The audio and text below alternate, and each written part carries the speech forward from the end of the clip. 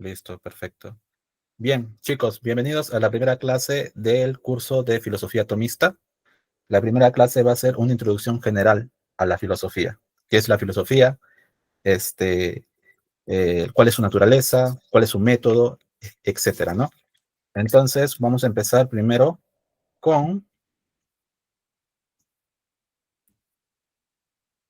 primero con una frase de Aristóteles que menciona al comienzo de su metafísica. Dice, todos los hombres por naturaleza desean saber. Vamos a comprender esta frase más adelante. Lo primero que vamos a tocar es el término. ¿Qué significa filosofía? Para esto, el término de filosofía surge del término sabiduría. El término sabiduría significaba primeramente la habilidad manual en un arte cualquiera. Posteriormente significó la habilidad en bellas artes como la música, la poesía, etc. Finalmente, significó el saber general. Los primeros pensadores griegos eran llamados sabios, pero fue por Pitágoras que surgió el término filósofo a causa de su modestia, pues él no quería ser llamado sabio, sino solo un amigo o amante de la sabiduría.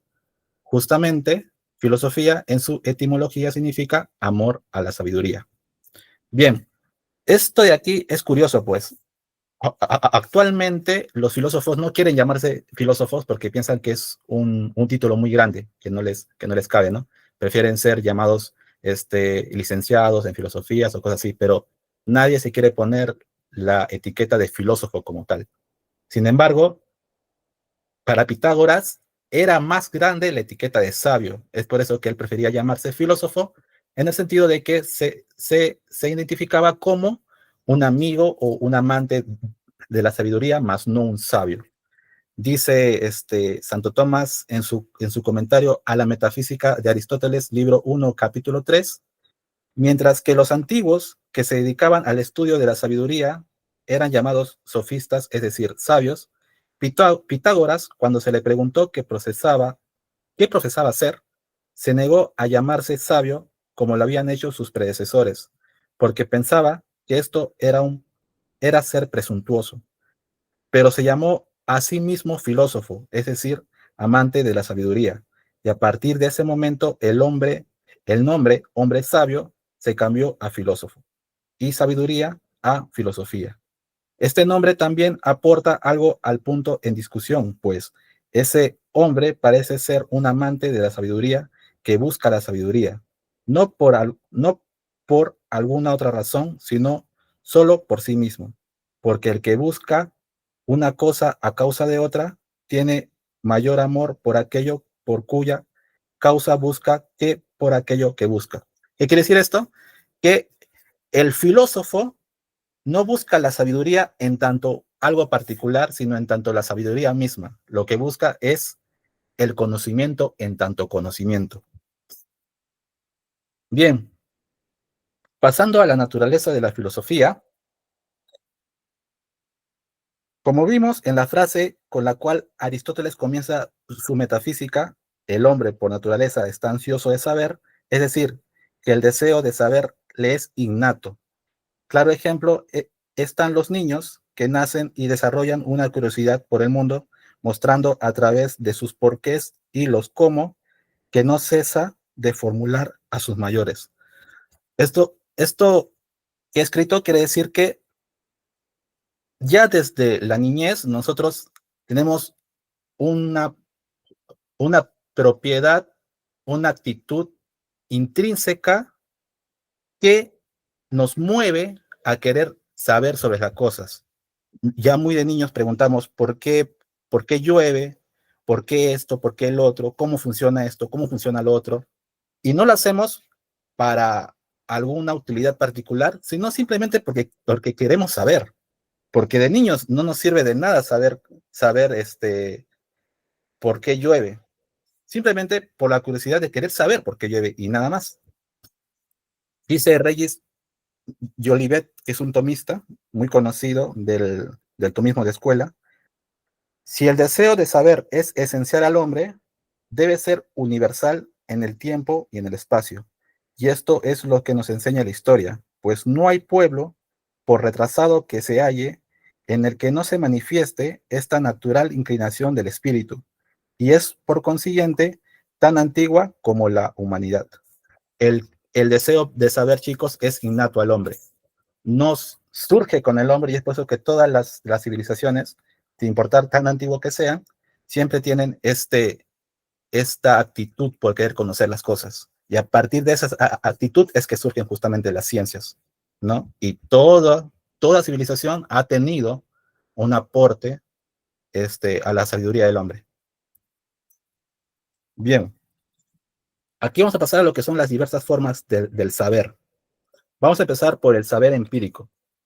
La naturaleza del hombre, por saber, da como primera forma de saber el saber empírico, que surgen de la experiencia de razón por el fruto de un movimiento espontáneo del intelecto, pero con conocimientos imperfectos en tanto que a menudo carecen de objetividad y se forman de casualidad a merced de generaciones apresuradas sin orden ni método. Claro ejemplo son las reglas meteorológicas del campesino que, a través del uso de indicadores naturales como el cielo, el viento y los animales, buscaban predecir eventos como lluvias y sequías. El primer movimiento de la naturaleza que tiene es el hombre por saber, es el saber empírico, es aquel saber que se encuentra con el intelecto del hombre de forma espontánea y que de ahí surgen determinadas creencias que pueden después de un estudio riguroso ser falsas, digamos, o que no sean completamente verdaderas. Pero sin embargo, eso no les quita que sean lo primero que el hombre llega a conocer, que es a partir del saber empírico. De hecho, el saber empírico se asocia mucho con el saber vulgar, que también son conocimientos que adquirimos en primera instancia sin ningún tipo de razonamiento profundo. Por ejemplo, nos enseñan que para cruzar la calle tenemos que ver si el semáforo está en rojo, está en verde o está en ámbar. Esa enseñanza que tenemos, nosotros la adquirimos, pero no la profundizamos al principio. Luego, recién, si queremos saber más sobre por qué tenemos que esperar a que el semáforo esté en verde para cruzar, y ahí podemos hacer una pequeña investigación de las razones de las luces, de los colores de los semáforos y cómo eso son indicadores civiles para un correcto tráfico de peatones y también de autos, ¿no? Pero ese saber que adquirimos a primera instancia es muy parecido a lo que sería el saber empírico. Bien, el siguiente saber es el saber científico. El saber científico perfecciona los procedimientos que el saber empírico empleaba para adquirir conocimientos. El conocimiento adquirido por el saber empírico se encuentra sustituido por un conocimiento cierto, general y metódico, es decir, con verdades que se sostienen en todos los casos, todos los tiempos y en todos los lugares, y unidas entre sí por sus causas y sus principios. Por eso la filosofía antes era un saber científico, pero en nuestros días existe la tendencia a limitar el saber científico a las ciencias naturales, y más en concreto a las ciencias que se rigen por leyes necesarias y absolutas, fundadas sobre el determinismo de los fenómenos naturales. En este caso están la física, la química, la biología, etcétera, ¿no?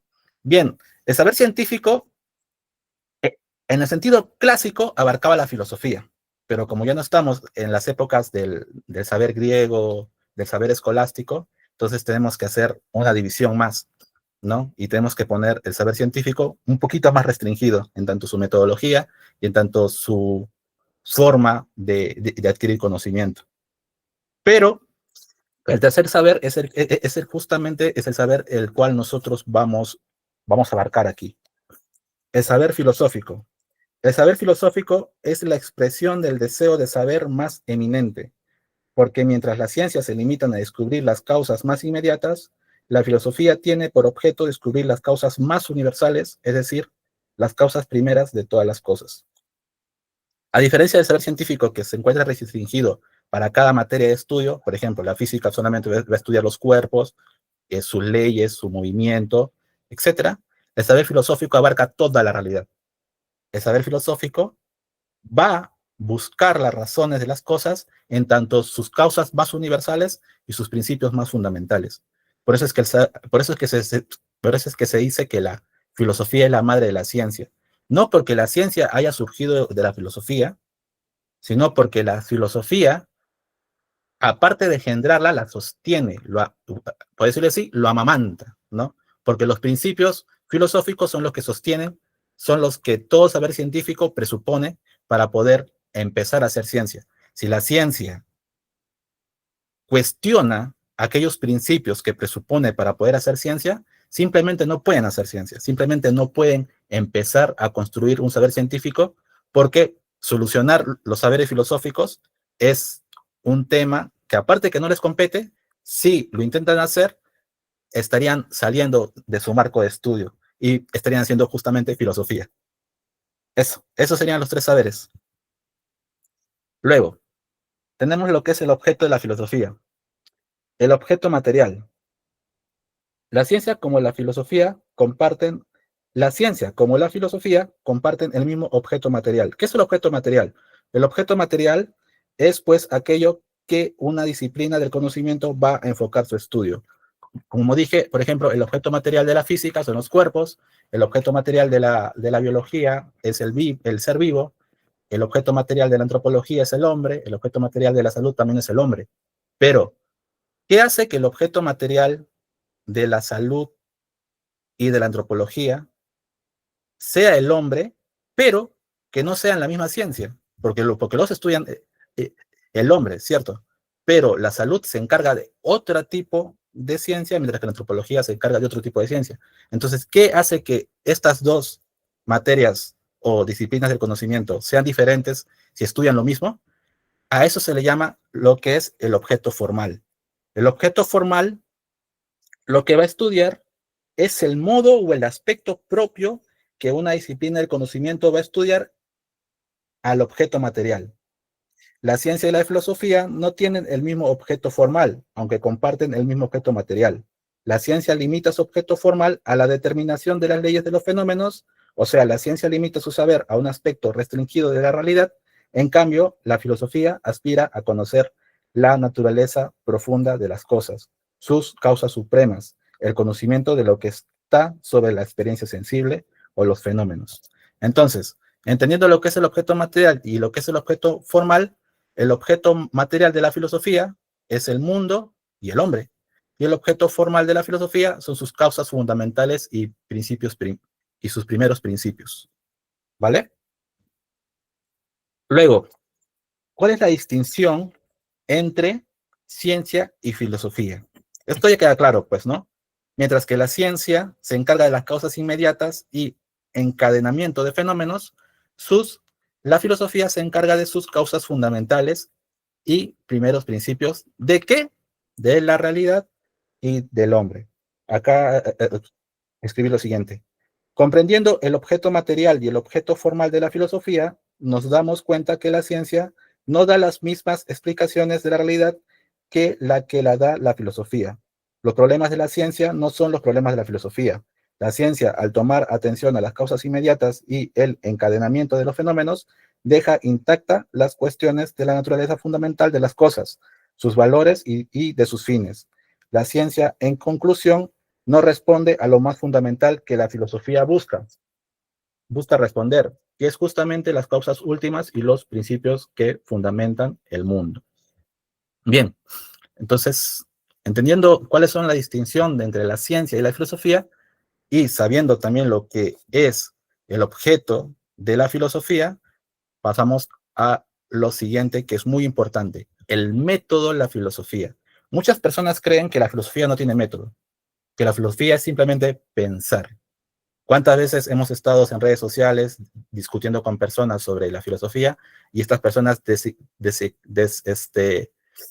discriminan la filosofía porque piensan que solamente sentarse a pensar, que la filosofía es solamente plantear preguntas, pensamientos, conceptos, y que no hay nada riguroso en la filosofía, no hay un saber real en la filosofía.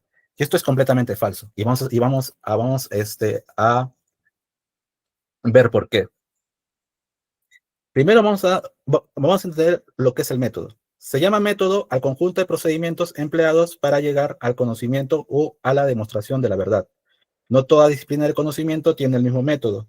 Claro ejemplo se encuentra en las ciencias particulares donde, aunque se diga aunque se hable de un método científico, la verdad es que hay metodologías científicas, las cuales cada ciencia utiliza en razón de su objeto material y objeto formal. Esto quiere decir que para poder deducir el método que a una disciplina le conviene, debemos conocer bien el objeto material y el objeto formal de dicha disciplina. O sea, muchas personas piensan que el único método que existe para adquirir conocimiento es el método científico. Ya sabemos que eso es falso. Hay metodologías de la ciencia y la filosofía también tiene su método. ¿Y cuál es su método? Bien, primero vamos a ver lo primero, que es perdón por la redundancia. La filosofía parte de la experiencia. Si la filosofía busca las causas fundamentales primero, y los primeros principios del mundo, entonces debemos comenzar por conocer el mundo que queremos explicar. Es decir, que nuestro punto de partida será tomado normalmente de la experiencia. Así, el método filosófico será, en primer lugar, experimental, en el sentido de que el punto de partida de la filosofía lo tomamos de la experiencia. ¿Se acuerdan que le dije que las personas piensan que la filosofía es solamente pensar? Pues, en primer lugar, su punto de partida no es el pensamiento, sino la realidad. El punto de partida de la filosofía, a menos de la filosofía tomista, que es la que estamos estudiando aquí, el punto de partida no es el pensamiento, sino los hechos de experiencia. La filosofía arranca de la experiencia que le proporciona hechos concretos y reales. Luego sigue, la filosofía tiende por la razón a lo que está más allá de la experiencia. Afirmar que hay un conocimiento más allá de lo sensible no se debe confundir con una cuestión sobrenatural o esotérica. Solo se está diciendo que hay ciertos conocimientos que no se pueden alcanzar con solo nuestras facultades sensibles. Este conocimiento será alcanzado por una facultad superior que es la razón. Por esta razón, el método filosófico es también un método racional. O sea que primero partimos de los hechos de experiencia y de ahí pasa a la conceptualización del dato, primer momento de su comprensión. La conceptualización del dato o primer momento de su comprensión es lo que llamamos como simple aprehensión. Esto lo vamos a conocer más en la filosofía del hombre, en la cuestión de la nociología. Pero para que tengan una idea, la simple aprehensión es aquel conocimiento que a partir de las facultades sensibles adquirimos. Por ejemplo, ahí hay una mesa. Eso es una simple aprehensión. Lo sensible, nuestros sentidos sensibles, captan el objeto y el objeto se encuentra aprehendido en nuestro intelecto. Y conocemos que eso es una mesa, pero solamente hasta ahí. Luego, hay un análisis racional que lo orienta hacia las causas y principios que no pertenecen al ámbito de la experiencia. Aquí ya viene el método racional, ¿no? Lo que acabo de mencionar, que es justamente el análisis de lo que estamos observando. La mesa, digamos. La mesa tiene, si hacemos un análisis muy superficial, 4 patas, es de tal tamaño, de tal color, etcétera, etcétera, etcétera. Pero en un análisis filosófico sería el por qué la mesa, de qué está compuesta la mesa, cuáles son sus fundamentos, cuál es su causa, ¿no? Apelándose ahí a las 4 causas aristotélicas lo vamos a tocar en filosofía de la naturaleza. Bien, luego sigue el análisis y la síntesis. Decimos análisis al razonamiento que va del efecto a la causa, de la consecuencia al principio, y síntesis al razonamiento que desciende de una causa a sus efectos, de un principio a sus consecuencias. Son dos procedimientos muy generalizados del pensamiento racional, utilizados no solo en filosofía, sino en toda la disciplina del conocimiento. Entonces, en resumen, ¿cuál es el método de la filosofía? La filosofía arranca de la experiencia que le proporciona hechos concretos y reales. De ahí pasa a la conceptualización del dato, primer momento de su comprensión, o lo que se conoce como simple aprehensión. Luego, procede después a un análisis racional que lo orienta hacia las causas y principios que no pertenecen al ámbito de la experiencia. Y finalmente, procede por una síntesis de los principios de los principios a las consecuencias cuando tal operación es posible, necesaria y útil a la satisfacción del intelecto. Si se dan cuenta, este proceder filosófico es muy parecido al método que tenemos los tomistas para poder mostrar la existencia de Dios. Partimos del hecho de experiencia, hacemos el análisis racional y finalmente encontramos la causa fundamental, que es justamente Dios, ¿no? Como por ejemplo la primera vía de Santo Tomás, que partimos del movimiento, hacemos el análisis racional en tanto que todo movimiento le precede un motor y siendo que no puede haber una serie causal infinita per se de motores movidos, entonces debe existir un primer motor inmóvil. El mismo método, si se dan cuenta, pero este método es más generalizado a cualquier aspecto de la filosofía. En razón de la filosofía atomista, que es justamente lo que estamos tocando aquí. Ojo, porque seguramente al haber otras escuelas filosóficas, hay, por ejemplo, la filosofía idealista, que no parte del hecho de experiencia, sino del pensamiento. O como la filosofía de Descartes, no me acuerdo ahorita su obra, pero al descartar todo conocimiento sensible posible, se queda con el pensamiento. De ahí surge el pienso, luego existo. Y de ahí arranca su filosofía del pensamiento. Entonces, este método que estoy exponiendo es el método que se usa dentro de lo que sería la filosofía atomista, que para mí es la mejor filosofía que existe, ¿no? Pero bueno, continuamos.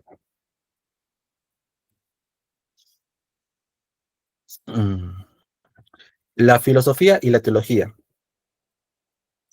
Roger Jovilet hace una clara distinción en lo que es la filosofía y la teología. Dice, por otra parte, si la filosofía se sirve de la razón, es solamente la razón natural.